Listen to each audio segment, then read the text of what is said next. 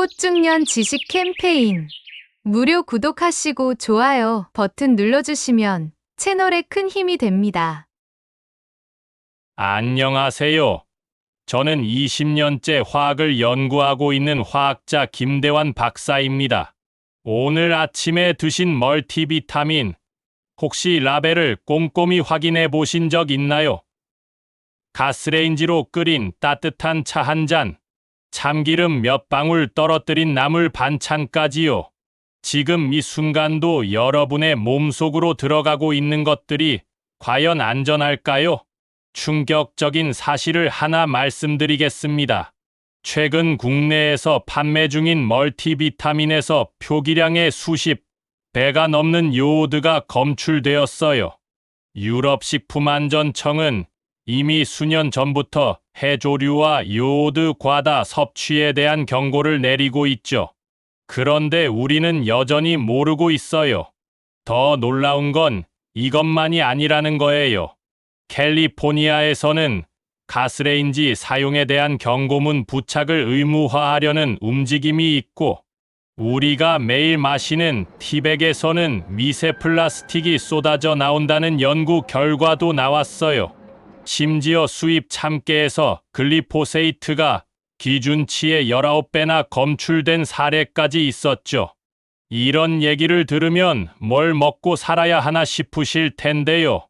오늘 제가 여러분께 드릴 이야기는 공포를 조성하려는 게 아니에요. 과학적 근거와 실제 사례를 바탕으로 우리가 당장 실천할 수 있는 현실적인 방법들을 알려드리려고 합니다. 사실 저도 몇 년 전까지만 해도 이런 걸 크게 신경 쓰지 않았어요. 그런데 제 환자분 중에 원인 모를 갑상선 기능 이상으로 고생하시는 분이 계셨는데, 자세히 들여다보니 매일 드시던 해조류 보충제가 문제였거든요. 그때부터 우리가 일상적으로 섭취하는 것들에 대해 더 꼼꼼히 살펴보게 되었죠. 그럼 이제 본격적으로 하나씩 파헤쳐 볼까요? 첫 번째, 여러분이 매일 드시는 멀티비타민부터 시작해 보겠습니다. 요즘 누구나 하나쯤은 챙겨 먹잖아요. 건강을 위해서 말이에요. 그런데 최근에 국내에서 판매되고 있는 한 멀티비타민 제품에서 충격적인 일이 벌어졌어요. 제품 라벨에는 하루 권장량 정도의 요오드가 들어있다고 적혀 있었는데, 실제 검사해보니 무려 수십 배가 넘는 양이 검출된 거죠. 이게 얼마나 심각한 문제인지 설명해 드릴게요. 요오드는 우리 몸에 꼭 필요한 영양소예요. 갑상선 호르몬을 만드는 데 없어서는 안 되는 재료거든요. 하지만 이게 과하면 오히려 독이 돼요. 갑상선 기능 항진증이나 저하증을 일으킬 수 있고, 심하면 갑상선암 위험도 높아질 수 있거든요. 여기서 놓치지 말고 메모해 두세요. 유럽식품안전청에서는 성인 기준으로 하루 요오드 섭취량을 600 마이크로그램 이하로 제한하고 있어요. 그런데 우리나라는 아직 이런 기준이 명확하지 않아서 소비자들이 혼란스러워하는 상황이죠. 더 심각한 건 해조류예요. 김, 미역, 다시마, 이런 거 좋아하시죠? 저도 어릴 때부터 엄마가 미역국 끓여주면 정말 맛있게 먹었거든요. 그런데 문제는 해조류마다, 심지어 같은 제품이라도 시기나 지역에 따라 요오드 함량이 천차만별이라는 거예요. 실제로 연구 결과를 보면요. 시중에 판매되는 다시마 제품 중에는 100g당 요오드가 200mg 이상 들어있는 것도 있어요. 이게 얼마나 많은 양이냐면 성인 하루 권장량의 무려 300배가 넘는 수준이에요. 다시마 조금만 먹어도 한 달치 요오드를 한 번에 섭취하는 셈이죠. 특히 임신하신 분들, 수유 중인 분들은 더욱 조심하셔야 해요. 태아나 신생아는 요오드 과다에 훨씬 민감하거든요. 유럽 쪽 연구를 보면 임신 중이나 수유 중에는 해조류 섭취를 주 1회 이하로 제한하라고 권고하고 있어요. 아니면 제품의 요오드 함량을 미리 확인하고 드시라고 하죠. 그런데 웃긴 건 우리나라 식품 라벨을 봐도 요오드 함량이 제대로 표기된 제품을 찾기가 어려워요. 제조업체도 정확한 수치를 모르는 경우가 많고요. 이런 상황에서 소비자가 어떻게 안전하게 섭취할 수 있겠어요? 여기서 실용적인 팁 하나 드릴게요. 해조류 제품을 구매하실 때는 꼭 제조사에 문의해서 요오드 함량을 확인해 보세요. 만약 답변을 못 준다면 그 제품은 피하시는 게 좋아요.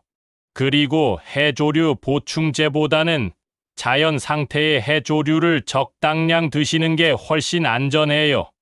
또 하나 중요한 건 요오드가 부족해서 생기는 문제와 과다해서 생기는 문제가 둘 다 갑상선과 관련이 있다는 거예요.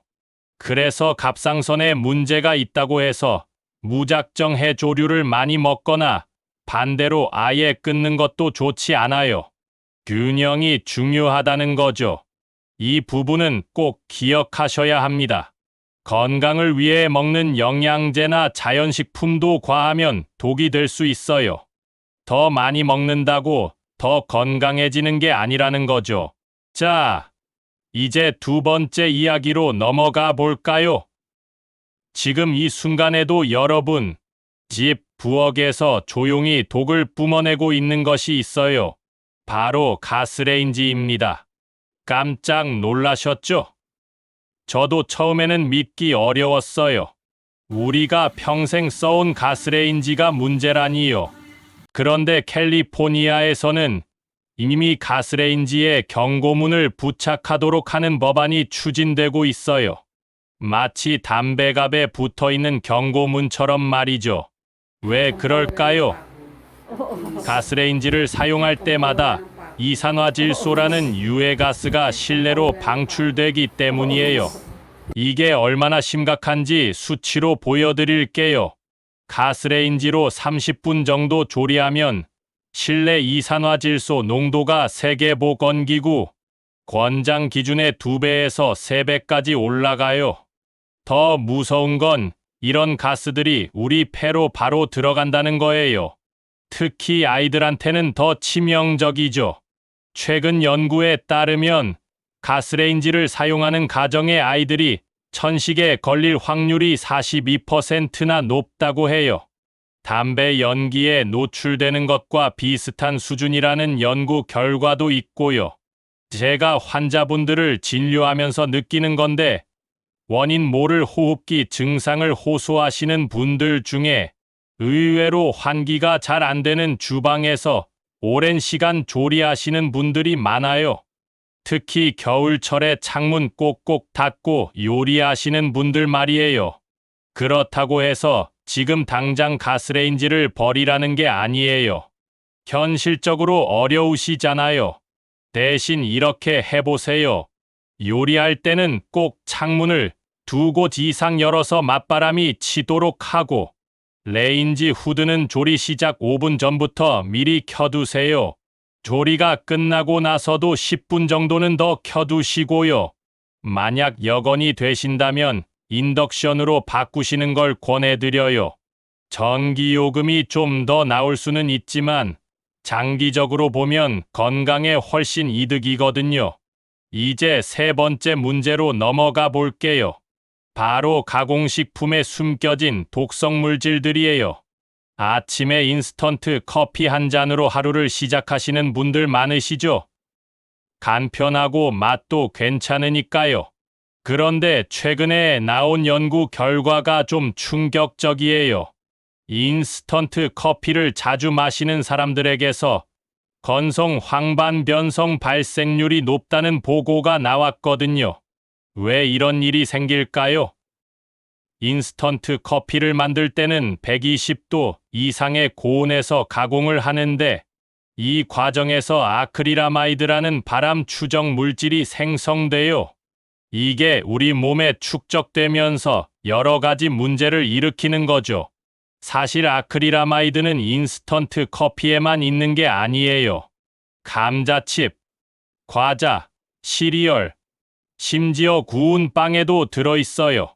고온에서 가공하는 식품이면 거의 다 있다고 보시면 돼요. 그렇다고 이런 식품들을 아예 끊으라는 게 아니에요. 현실적으로 어렵잖아요. 다만 섭취 빈도를 줄여보세요. 매일 마시던 인스턴트 커피를 이틀에 한 번으로 또는 원두 커피나 티백으로 대체해 보시는 거죠. 아, 그런데 티백도 문제가 있어요. 이게 또 다른 충격적인 사실인데요. 요즘 나오는 티백들, 특히 삼각형 모양의 예쁜 티백들 있잖아요. 이런 제품들 대부분이 플라스틱으로 만들어져 있어요. 뜨거운 물을 부으면 미세 플라스틱과 나노 플라스틱이 엄청난 양으로 방출돼요. 얼마나 많이 나오는지 수치로 말씀드릴게요. 티백 하나를 뜨거운 물에 우려내면 미세 플라스틱이 약 117억 개, 나노 플라스틱이 31억 개나 방출된다는 연구 결과가 있어요. 이게 얼마나 많은 양인지 상상이 안 가시죠? 더 심각한 건 이런 미세 플라스틱들이 우리 장에서 흡수되어 혈관을 타고 온몸으로 퍼진다는 거예요. 뇌혈관 장벽까지 통과할 수 있다는 연구도 있고요. 그럼 차는 어떻게 마셔야 할까요? 가장 좋은 방법은 입차를 사서 스테인리스 망이나 도자기 우리개를 사용하는 거예요. 조금 번거로울 수는 있지만 건강을 생각하면 충분히 할 만한 투자라고 생각해요. 마지막으로 정말 충격적인 사례 하나 더 말씀드릴게요. 올해 7월에 보도된 내용인데 수입 참깨에서 글리포세이트가 기준치의 19배나 검출됐어요. 글리포세이트가 뭔지 아세요? 세계적으로 가장 많이 사용되는 제초제예요. 세계보건기구에서는 발암 추정 물질로 분류하고 있죠. 그런데 이런 것이 우리가 매일 먹는 참기름, 들기름의 원료인 참깨에서 기준치를 19배나 초과해서 검출된 거예요.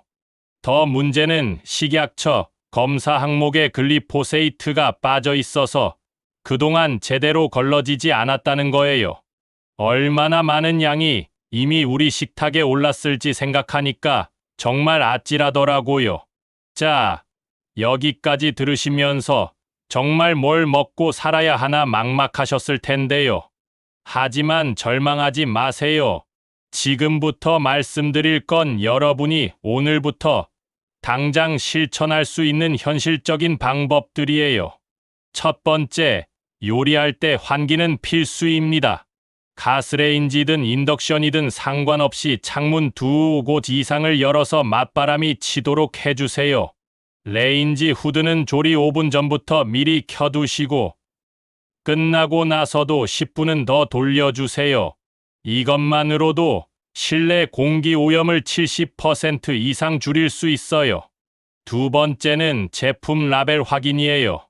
멀티비타민이나 보충제를 드실 때는 요오드 함량을 꼭 확인해 보세요. 하루 600 마이크로그램을 넘지 않도록 하시고 제조류 제품도 가능하면 제조사에 문의해서 함량을 물어보세요. 세 번째, 티백 대신 입차를 드셔보세요.